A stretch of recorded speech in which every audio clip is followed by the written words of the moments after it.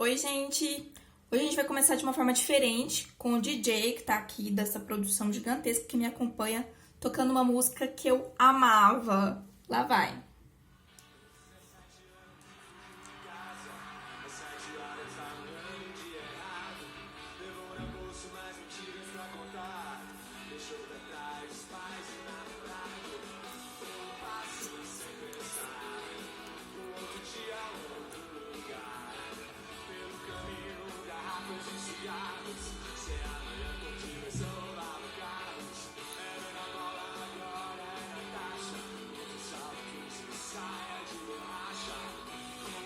Arrasou, obrigada, produção. Gente, felizmente eu não sei editar pra colocar essa música aqui no vídeo, tá? Só pode reproduzir 10 minutos, senão eles suspendem esse vídeo do YouTube por reprodução sem pagar o CAD. Enfim, eu coloquei a música Natasha, do Capital Inicial, e eu vou ler rapidinho o que acabou de ser cantado. É assim: tem 17 anos e fugiu de casa às 17 horas na manhã do dia errado. Levou na bolsa umas mentiras pra contar, deixou pra trás os pais e o namorado. Um passo sem pensar, um outro dia, em um outro lugar, pelo caminho, garrafas e cigarros, sem amanhã, por diversão, roubava carros. Era Ana Paula, agora é Natasha. Um salto 15, saia de borracha. Um passo sem pensar, um outro dia, um outro lugar. Cara, eu costumava amar esta música demais da conta. Mas eu vou ser sincera que hoje eu sinto muita dó da Natasha. Quando ele fala assim que deixou pra trás os pais, o namorado... levando na bolsa só mentiras pra contar, me mostra que a Natasha ela pagou um preço muito alto por uma coisa muito barata. Ela rompeu os vínculos afetivos dela por mentiras, por coisas passageiras, então assim, não valeu a troca, sabe? E outra coisa que ele cita também é que ela era errante. Ela não tinha manhã, ela tava aqui, ela tava colar, então hoje ela podia estar aqui em Uberlândia, talvez ela pegasse uma estrada, parasse no Prata e sequência, enfim. Então era uma pessoa que não tinha um trajeto, não tem um caminho pré-definido. E o que também eu considero estranho é que o nome dela era Ana Paula e agora era Natasha. E a música não fala nada da Ana Paula. Eu não sei como ela era quando ela era Ana Paula. E a Bíblia, sempre quando alguém muda de nome, significa que ou ele recebeu uma maldição, ou ele recebeu uma bênção muito grande. Particularmente, eu não considero que a vida da Natasha se tornou uma bênção. E como eu falei aqui antes, as histórias são cíclicas. Então, a mesma coisa que falaram nos anos 2000, né? O Capital Inicial cantou Natasha, já tem lá na Bíblia. E eu vou ler uma passagem, um trecho pequeno que fala sobre o filho pródigo. A gente não sabe o nome dele, a Bíblia só falou que ele era pródigo. E pródigo, pra quem não sabe, tem no Código Civil também. Gente, os advogados, assim, é uma área que abrange tudo direito, né? Enfim. O pródigo, ele dilapida o patrimônio dele. Ele recebe R$ 1 milhão, 2 dias é o suficiente para ele acabar com isso. Enfim. E aí a palavra diz assim, Lucas, capítulo 15, do 11 ao 16. E disse, um certo homem tinha 2 filhos, e o mais moço deles disse ao pai, pai, dá-me a parte dos meus bens que me pertence. E ele repartiu por eles a fazenda.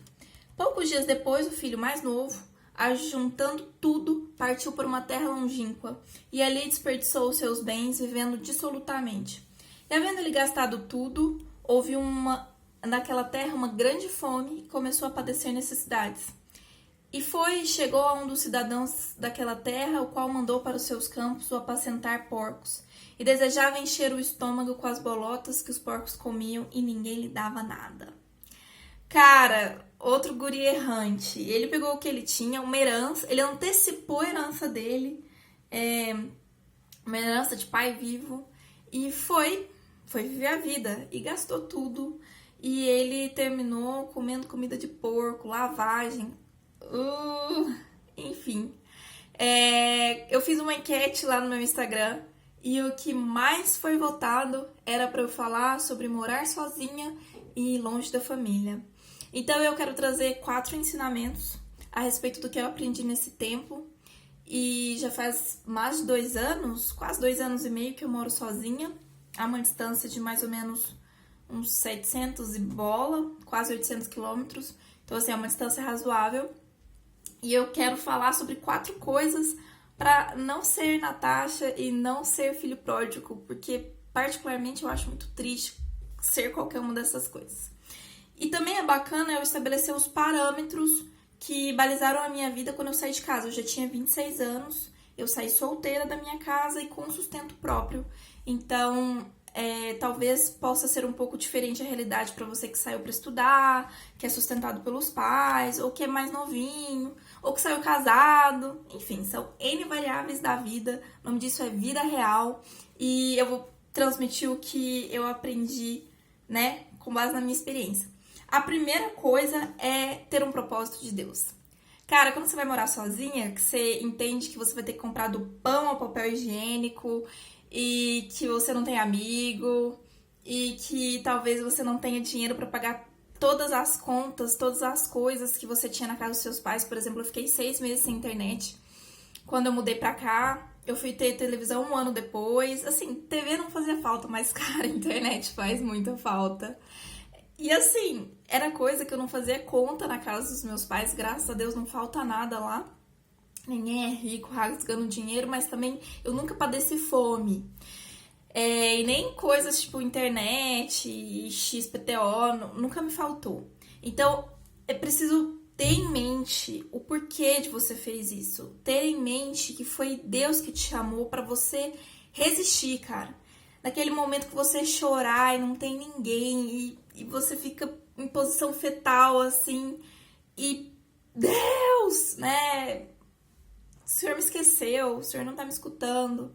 E é um tantão de luto também que se passa. É o luto dos lugares conhecidos, é o luto dos amigos que você se afastou e eles fazem várias coisas e você não tá lá e não é... Enfim, é o luto... Isso porque eu já tô falando que tô longe da família, né? Então, o primeiro luto é a família, a convivência familiar de pai, de mãe, de irmão, de tio, de primo, de todo mundo e tal. É claro que eu tenho uma coisa que me beneficia também, eu sou filha de militar. Pra quem já assustar, já é pra assustar, né, pessoal? Que eu contar 2 coisas que já assustam. Que eu sou filha de militar e que eu sou advogada. Então, fechou, arrasou. Já matei a pau. Então eu mudei bastante na minha infância, mas depois eu cresci em Campo Grande, Mato Grosso do Sul. E lá eu fiquei 17 anos, então assim, os meus amigos mais antigos, as minhas histórias de escola, de faculdade, de cursinho, de inglês, de busão, primeiro carro, primeira moto, enfim, tudo foi lá, né? Então é um tantão de luto. Você precisa lembrar o porquê que você saiu pra fazer sentido, pra valer a pena. O outro aprendizado é que você tem que ser excelente companhia pra si mesmo. Você tem que se arrumar pra você mesmo, você tem que dar risada das suas próprias piadas, você tem que se levar pra sair, você tem que se levar pro postinho caso você esteja mal, você tem que se levar na farmácia pra comprar um remédio. Então, como eu falei, eu saí solteira da minha casa e eu tinha uma prima que morava aqui em Uberlândia, mas as nossas rotinas eram opostas. Então, logo que eu vim morar no meu apartamento, realmente eu entendi que eu precisava ser a minha melhor companhia, né? E essa foi a coroação do meu autoconhecimento, porque você não pode fugir de você mesmo, né? Quando você tá no meio da família, no olho do furacão, você consegue se distrair com outras coisas, você chama um amigo e etc, e dá no pé. Mas quando você tá sozinha, cara, é você. Se enfrenta seus medos, enfrenta tudo e vamos que vamos. Entende? Então, o trem é punk. Adeque-se ao novo estilo de vida. Gente, a gente precisa entender que o estilo de vida é diferente. Então, nunca também tive rios de dinheiro nos meus empregos, mas quando eu morava na casa dos meus pais, cara, eu almoçava em bons restaurantes, assim, direto, comprava umas makes ricas, entendeu? Uma maquizinha parcelada em 3 vezes sem juros e tal. Quando eu vim pra Uberlândia, vim andando a pé. De verdade, direto, não tinha dinheiro pro bus. Quando eu comprava Ruby Rose, R$15, era tipo assim, comprei um produto caro. E eu moro a 2 quadras de um boteco famoso aqui em Uberlândia, chama Sidão. Eu fui conhecer o torresmo dele. Acho que já tinha uns 18 meses que eu tava aqui. Cara, minha vida mudou. E eu acho que a gente é mais feliz quando a gente entende isso. Que a grana da gente é diferente, a grana antes que você pagava pra viajar. Eu amo viajar. É a grana que você contratou a internet, é a grana que você tá pagando o seu sofá que você decidiu trocar. Isso 2 anos e meio depois. Porque a maior parte dos meus móveis foram doados quando eu mudei. Eu tinha um carro popular mega simples, vendi, comprei o básico e quero te falar, cara, R$700 no mercado não é nada as primeiras compras, porque tipo talher, pano de prata, essas coisas que tem em abundância na casa dos nossos pais, você não tem nada. Então, tudo vai. E aí tem um versículo que se adequa muito a esse cenário que eu tô falando, que é assim, Filipenses 4:12. Sei estar abatido e sei também ter abundância, em toda maneira e em todas as coisas estou instruído, tanto a ter fartura como a ter fome, tanto a ter abundância como a padecer necessidade. Nunca sofri fome, gente, graças a Deus. Mas que minha vida mudou, mas mudou muito, muito. E outra coisa, não menos importante, é que liberdade não é libertinagem.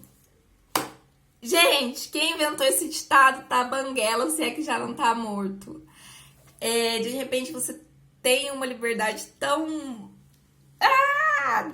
maravilhosa e desesperadora que não é tão fácil você administrar essa liberdade. Então, assim, ninguém vai olhar que horas você chegou, se você chegou sozinho, se você não chegou sozinho, aonde você foi, se você tá indo na igreja, se você não tá indo, pra quem é da igreja.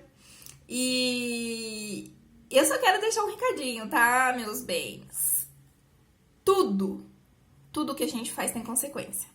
Não tem nada. O que às vezes Deus faz é de usar de misericórdia para reduzir a consequência, minimizar o dano, mas o efeito colateral tem. Então, meus amores, fica uma dica aí, ó, preciosa. E também tem um versículo nesse sentido que fala assim, em 1 Coríntios 6:12. Tudo me é permitido, mas nem tudo convém. Tudo me é permitido, mas eu não deixarei que nada me domine. Cara, a liberdade sem limites, ela acaba por te estrangular. Porque a gente começa a adorar a liberdade num sentido literal da coisa.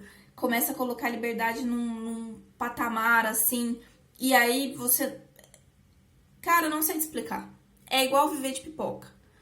Eu sei que de vez em quando a gente tá com preguiça e a gente quer comer pipoca. Passa um mês comendo pipoca. Veja se você vai curtir aquele gosto de óleo, aquele salzinho a mais, aquele sazon, tudo que é demais passa.